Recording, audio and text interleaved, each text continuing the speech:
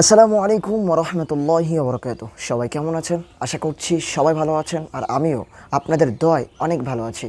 তো আজকে আমি আপনাদের মাঝে এমন একটা আমলের কথা বলবো। এই আমলটা যদি আপনি নিয়মিতভাবে করতে পারেন, আল্লাহ পাক রব্বুল আলামিন মরার সাথে সাথে আপনাকে জান্নাত দিয়ে দিবে।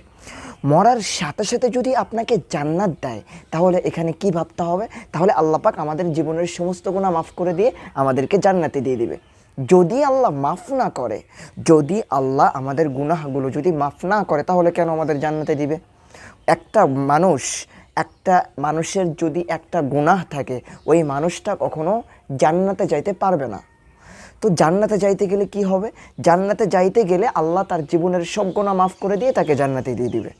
ঠিক আছে না? হ্যাঁ, এই জন্য আমাদের এই কথা দ্বারা বোঝা গেল যে এই আমলটা যদি করা যেতে পারে, তাহলে আল্লাহ পাক রব্বুল আলামিন আপনার আমার জিন্দেগির সমস্ত গুনাহ আল্লাহ মাফ করে দিবে।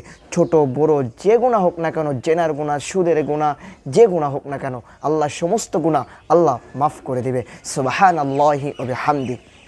তো এই আমলটা কিভাবে করতে হয়, কেমনভাবে করলে ভালো হয়, সমস্ত কিছু আমি আজকে আপনাদেরকে খুব সুন্দর করে বুঝিয়ে দিব। তো অবশ্যই এই ভিডিওটা খুবই মনোযোগ সহকারে দেখবেন।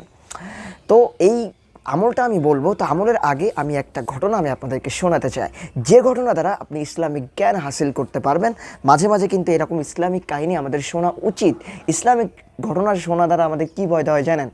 যে কোনো একটা ঘটনা শুনলে, ইসলামিক একটা ঘটনা কিছু শুনলে মনের ভিতরে একটা ভয় আসে, আল্লাহর একটা ভয় আসে, তাই না বলেন? তো এই ঘটনাটা আমি আজকে বলবো, খুবই মনোযোগ সহকারে শুনবেন, ঠিক আছে? কিতাব থেকে। হজরত হাওয়া আলাইহিসসালাম পৃথিবীর প্রথম মানুষ ও প্রথম নবী হজরত আদম আলাইহিসসালামের স্ত্রী। হজরত আদম আলাইহিসসালাম যদি পিতা, আর হজরত হাওয়া আলাইহিসসালাম পৃথিবীর সকল মানুষের মা। আল্লাহ তাআলা তার বিশেষ শক্তির দ্বারা হজরত হাওয়া আলাইহিসসালামকে হজরত আদম আলাইহিসসালামের বাম পাঁজরের হাড় থেকে সৃষ্টি করেছেন।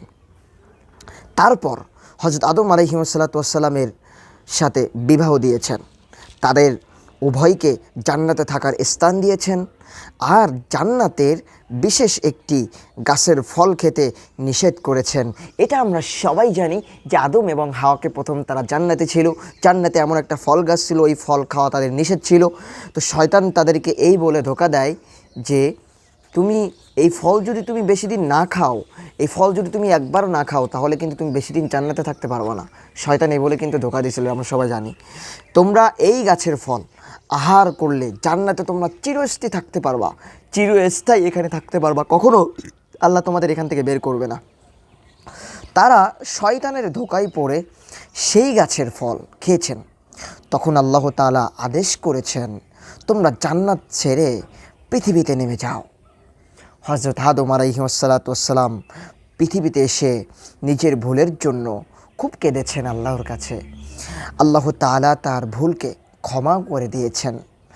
ইতিপূর্বে হজরত হাওয়া আলাইহিসসালাম হজরত আদম আলাইহিসসালাম থেকে আলাদা হয়ে গিয়েছিলেন। এক জয়ীফ বর্ণনা মতে জান্নাত থেকে হজরত আদম আলাইহিসসালামকে হিন্দুস্তানে এবং হজরত হাওয়া আলাইহিসসালামকে জেদ্দায় নামানো হয়েছিল। আল্লাহ তাআলা উভয়কে একত্রিত করে দিয়েছেন, অতঃপর তাদের থেকে অসংখ্য সন্ততি হয়েছে। ফয়দা লক্ষ্য করুন, এখানে হজরত আদম আলাইহিসসালাম এর ন্যায় হজরত হাওয়া আলাইহিসসালামও ভুল করেছেন, আবার তওবাও করেছেন। আমাদের অনেক মা বোন আছেন যারা নিজেদের ভুল হয়ে গেলেও স্বীকার করতে চান না, বরং নিজেকে নির্দোষ প্রমাণ করার জন্য নানা রকম কথা, নানা রকম মিথ্যা কথা বাহির করেন, তো কারণ তৈরি করেন, এভাবেই কোনোভাবেই যেন নিজেদের ওপর দোষ না আসে তার জন্য আপ্রাণ চেষ্টা করেন, ঠিক কিনা বলেন? ফলে কখনো সেই পাপ থেকে তওবা করাও হয়ে ওঠে না, কারণ পাপকে পাপ মনে করলেই তো তার জন্য তওবা আসবে। এমনও অনেক মহিলা আছেন যারা জীবনভর পাপ করে যাচ্ছেন, অথচ তা বর্জনের নাম গন্ধও নেই। বিশেষত গীবত করা ও কসম কুরস্কার পালন করা মহিলাদের একটি দুরারোগ্য ব্যাধিতে পরিণত হয়েছে। কোনোভাবেই তারা কসম ও বেদাত ছাড়তে চান না। এই অভ্যাস ছেড়ে দিতে হবে। পাপকে পাপ বলে স্বীকার করে সঙ্গে সঙ্গে তওবা করে নিতে হবে। একটা কথা ভাবেন, আপনি ক্ষমা চাবেন, তখনই তো আপনি ক্ষমা চাবেন যখন আপনি একটা ভুল করে নিজের ভিতরে একটা খারাপ লাগা কাজ করে, যখন আপনি ভাবেন না আসলে এই কাজটা করা ভুল হয়ে গেছে, ক্ষমা চাওয়া উচিত। যখন আপনি এইরকমটা ভেবে পাপকে পাপ মনে করে যখন আপনি ক্ষমা চাইবেন, তখন আপনার ভিতরে ক্ষমাটা আসবে, ঠিক কিনা? এখন যদি আপনি পাপকে পাপ নাই মনে করেন, তাহলে আপনি ক্ষমা চাবেন কেন? আপনি একটা ভুল করেছেন, আপনি তো ভাবতেছেন যে আমি কোনো ভুলই করি নাই, মাপ চাবো কিসের জন্য? তো এরকমটা মনে হবে। এই জন্য পাপকে পাপ মনে করতে হবে। পারবেন না ইনশাল্লাহ? পাপকে পাপ মনে করতে হবে, ঠিক আছে না? আল্লাহ পাক আমাদের সবাইকে পাপকে পাপ মনে করার তৌফিক দান করুক। সবাই বলেন আমিন। আল্লাহ আমাদের সবাইকে যাতে হেদায়েত দিয়ে দেয়, সবাই আবারও বলেন আমিন। যাই হোক, আমি ভিডিওর শুরুতে যে আমলের কথাটা আমি বলেছিলাম, যে আমল নিয়ে আমি বলতেছিলাম যে আমলটা করলে আল্লাহ পাক রব্বুল আলামিন মৃত্যুর সাথে সাথে আপনাকে জান্নাতে দিয়ে দিবে। তো এই আমলটা কি আমল? এই আমলটা হচ্ছে আপনি 5 ওয়াক্ত নামাজের পর আয়াতুল কুরসি, যদি আপনার মুখস্থ না থাকে, এই আয়াতুল কুরসিটা পড়ে নেবেন। আমি বলতেছি, আপনারা শুনবেন, আর যাদের মুখস্থ নাই কোরআন শরীফ থেকে মুখস্থ করে নেবেন। পারবেন ইনশাআল্লাহ? হ্যাঁ।